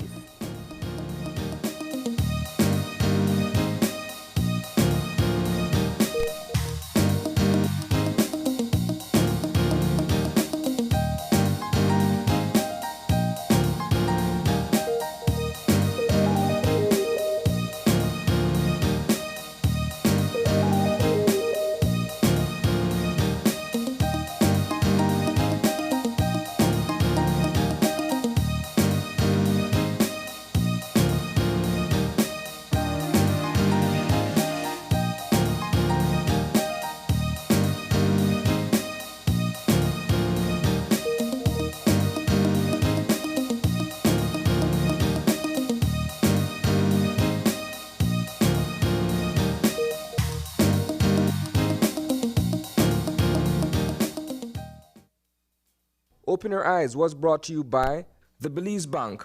Our country, your bank.